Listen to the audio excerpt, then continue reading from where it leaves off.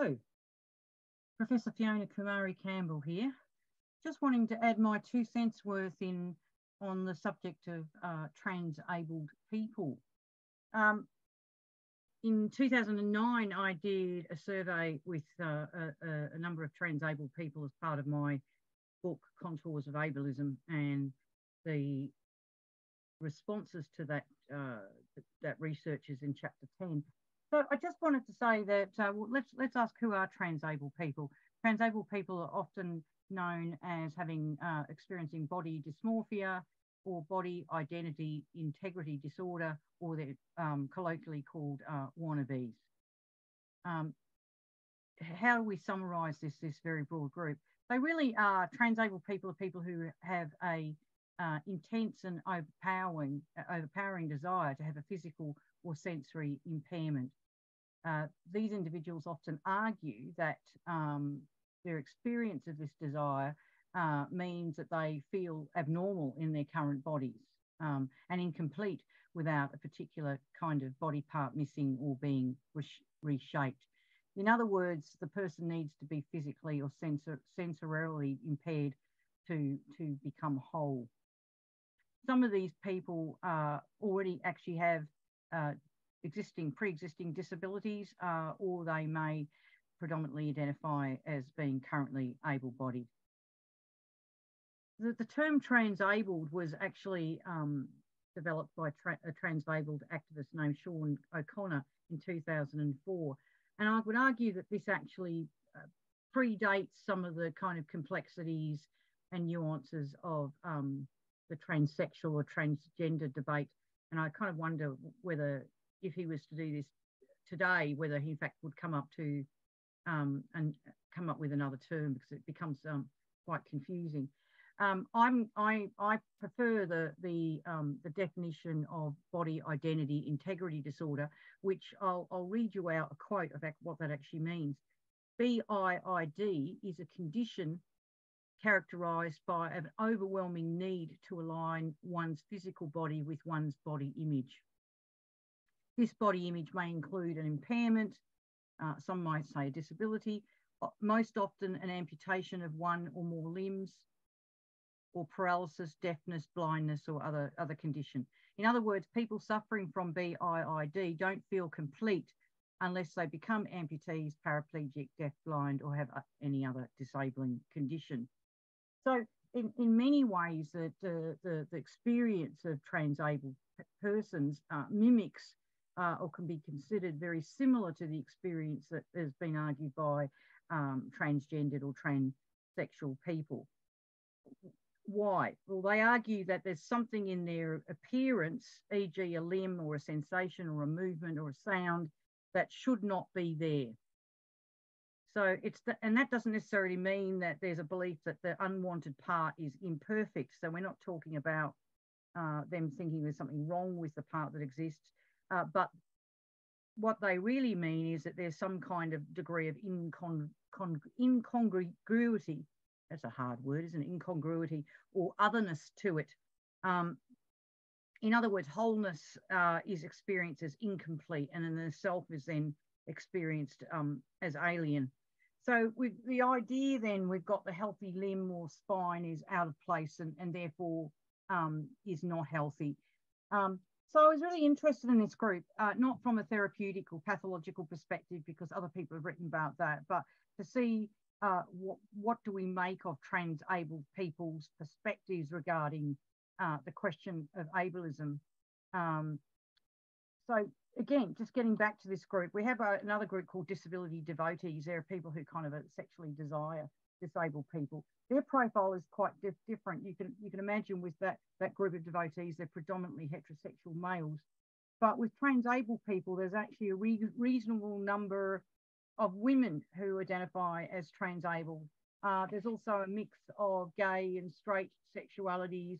And as I mentioned previously, some of these people, transabled people, actually already have a physical or sensory impairment in addition to their BIID desire. There's been, a pervasive campaign among the underground transabled community to get recognition for BIID. And why? Because to have BIID seen as a mental illness. In other words, we've got a similar situation with other kinds of human conditions where getting diagnosed or getting their particular reality recognised as a mental illness becomes a gateway to access to medical services. Without that recognition, it becomes very difficult for treatment options, either treatment to minimise the suffering of having BIID, or in fact, again, getting access to body altering medical services. The other argument that often comes up from the disability community, or as a kind of a knee-jerk reaction, is that these transabled people, apart from being seen as a bit sick in the head, obviously have some abstracted and isolated exposure to disability concerns. Well, from my research, that belief is actually quite unfounded. One of the things I found out is quite a few transabled people are employed in the disability services field and play significant roles in policy development, service delivery, and research. And in fact, in my survey, 75% of respondents said they had regular contact with people with disabilities through their friendship circles or workplace. Interestingly, you know, transabled people are among us in our daily lives. We just may not know that they identify as transabled. 44%, for example, in my survey, were involved in informal advocacy. 31% were members already of disability organisations. And so there's some significant engagement already with disabled people, and we might be quite shocked if we, you know, were aware that the high presence of these people within the disability rights and disability services community. Another issue that comes up is, you know, well, what about the in contrast to the rest of the population? You know, are transabled people ignorant of disability? Again, the preliminary research that I have shown have done has demonstrated, in fact, that transabled people, by virtue of their transability, are extremely aware of the experiences of disabled people and extremely aware of the conditions of living under ableism. Many of them saw, for example, disability as a life-affirming life. So they'd kind of got through that idea of internalised ableism, that idea that disability sucks and disability is a negative way of living.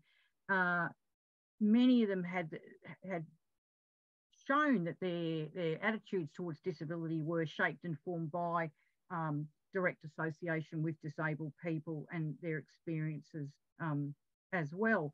It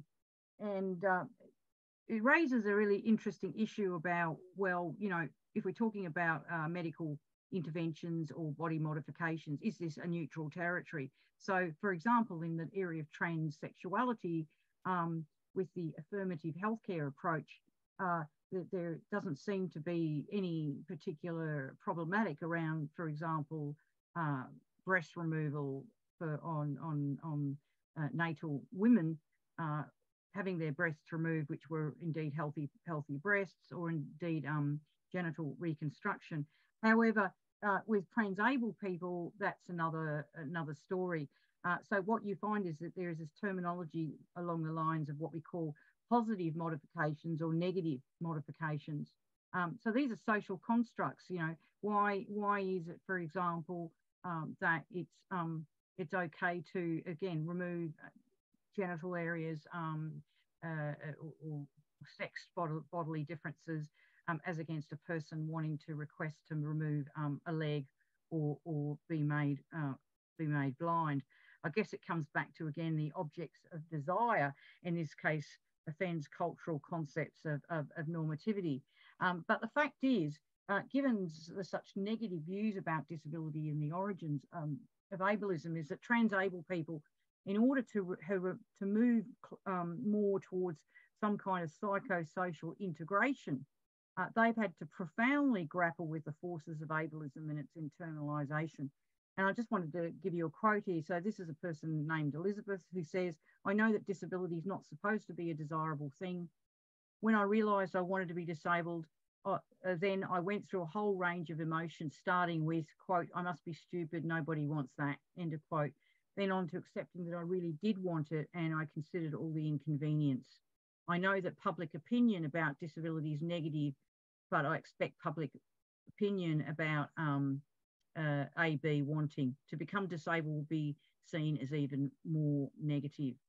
So, so again, this idea that people have had to confront their own internalized attitudes towards disability, and then this overwhelming desire to remove a particular body part or particular experience to become disabled. You know, another person by the name of Howard says, in fact, he refutes one of the popular ideas that transabled people like to want to be noticed. They desire to be noticed and trade on that misfortune of disability. And he refuses to accept that to choose to be disabled is a choice to be dependent. So again, having to grapple with his assumptions, I am disabled, therefore I suffer.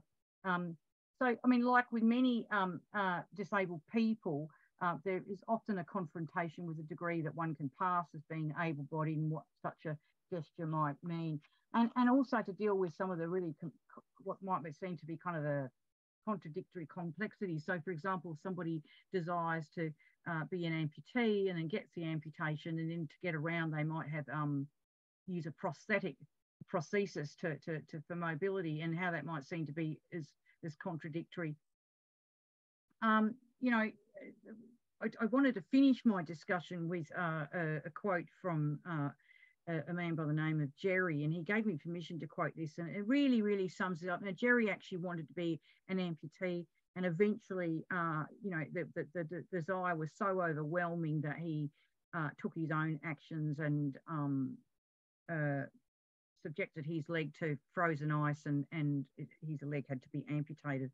But I think his comments here are quite instructive. Okay. Quote, you are a rational man, you should be able to control it, end of quote. That's the wife of Jerry, who wished to use a prosthesis to walk outside when the snow was falling on the way to a Christmas function.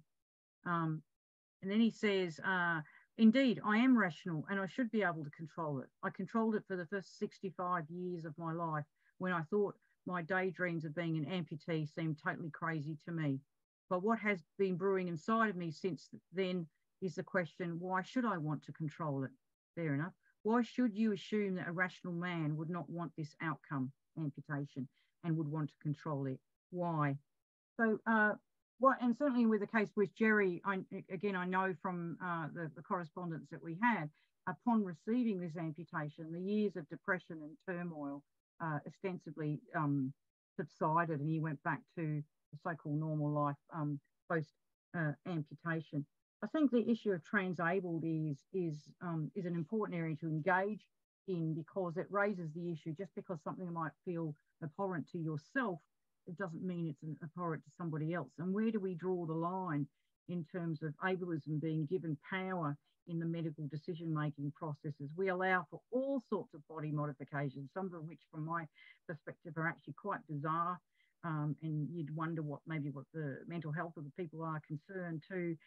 Suddenly, when we come to disability, we automatically assume that this kind of body modification is negative. I think the other aspect, there's a lot of disdain towards the transabled community from some of the disability rights activists.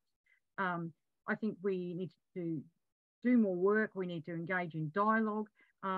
It's quite clear that many people with BIID regard themselves as experiencing a mental health condition that has not been successfully able to be treated. So actually, if you take that line, then being transabled is in fact a disability.